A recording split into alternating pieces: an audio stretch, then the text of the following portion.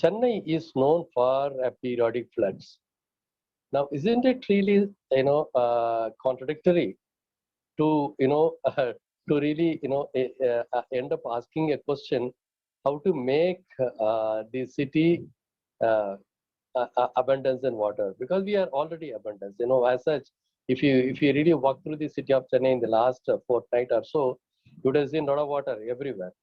And we have received already something like a 580 millimeters of rainfall in the course of 15 days, which is actually the rainfall which we should have received in the course of 3 to 3.5 months of northeast monsoon. So that is what has happened. Now, so it is actually, I would say, the city of abundance, definitely. And why is that we are also suffering from for want of water? Why? How is that city is also becoming more and more water stressed, particularly for drinking water? This is something which we need to investigate. This is the most fundamental question which I would like to pose to you. What is the problem? Where are we lacking? Actually, is it the lack of motivation or the approach, or is it that we cannot store water anywhere? Is it that we don't have a place to store water? Is it that it is because the number of rainy days has come down, but the actual rain, quantity of rain has not come down, but the number of rainy days has come down? And so, is that the reason why we are not able to save water? I mean, there are issues of that kind. So that is what I would like to really pose to you, and I would like to really, put forward to the audience. Now, in the last a decade or so, the one word which we have been talking about quite extensively and intensively also by everybody, by all stakeholders, common man and governments, industries, everybody, is about the flood, Chennai flood. Ever since we had a huge flood in 2004-5, and then in 2008 a small bit, but in 2015 a huge flood, and subsequently in 2018, 2021 December, and this year. Now, why is that? Everybody is talking about the flood. So it is important that we need to understand the flood in this context. How do people understand the flood, particularly in the context of Chennai? Actually, if you ask me, I would not call this a flood at all.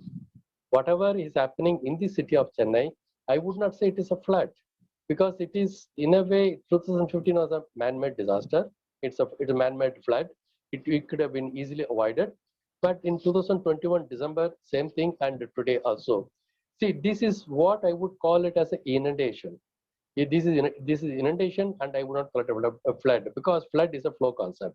Flood is a more when the water bodies, particularly rivers, when they really overflow. When they overflow, they're not only the river bed width, but also the flood plains. Then goes out of the river boundary, then you call it a flood. But nothing of that kind is happening in Chennai. You will see in many places inundations because these are the low-lying area. Now, if you really look at the changing characteristics of the flood in the last 20 years, yes, of course, about 20 years ago, we have seen rivers overflowing. Even in 2015, because of water, huge reservoir opened, and that got flooded, and that is because that resulted in overwhelming flow in the Adayar River, and so that resulted in flood. In a way, you can call it a flood. But 2021 and 2022 today, this year, I mean, this is more sort of an inundation.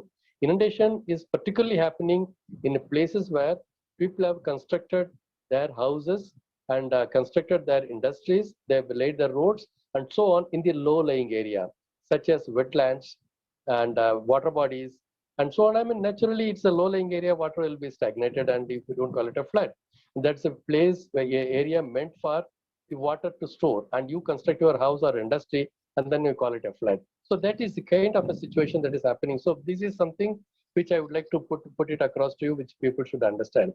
But at the same time, another thing that we need to really understand, just not in the context of Chennai, but in the context of all cities in India and South Asia and many parts of the world.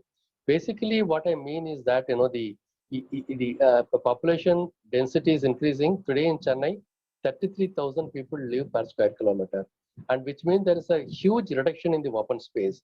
You see only the cement cover and the black tar cover on the surface, and there's very little open space for infiltration. So that results in a huge runoff. I mean, people calculate it to something like 95 to 96% of the rain is runoff, is calculated as a runoff coefficient. That means you don't save any water at all, or you cannot really conserve any water in the city of Chennai because it's completely, exposed to the impervious surface. So that kind of increasing impervious surface, a dense impervious surface in the city of Chennai contributes to also what you will call the flood and what people call flood. I think this also we need to understand. And most importantly, the city of Chennai is also now industrial development is so huge, particularly the IT corridor and many other industries, service sector. I mean, they occupy all the outlying areas and a large number of educational institutions, like engineering colleges, universities. They all occupy the outskirts. I mean, each institution is occupying something like 500,000 acres. You can imagine there are hundreds and hundreds of more, several hundreds of institutions, several hundreds of such industries, and they all occupy lots of space. So even the outskirts of the Chennai city are also occupied. What does it mean? It means you are really occupying the catchment area of the water bodies. You are occupying the drainage space of the Chennai city, and you are also in a way distorting the streams, the river flow, hydrological pathways, everything. So all these contribute to what again a common man calls a flood. So in a way, don't you think these are all man-made and contributing to the flooding elsewhere? So we have to really keep in mind that it is important that we really have to understand what is per capita drainage space. Given the fact that the population is so high, what is the per capita drainage space that you have in Chennai city? Isn't it really becoming so, ridiculously low, where there is absolutely no space for the water to conserve, for people to conserve, and also there is no way in which even water could run off. Even the runoff is curtailed, and then so you call it a flood, and it gets stagnated in many places. So this is something extremely important. So for one of the most important things that I would suggest that people should understand the location of Chennai city. Actually speaking, city like Chennai, given its endowment of natural resources and natural setting, should not suffer from not only flood, should not suffer from water scarcity.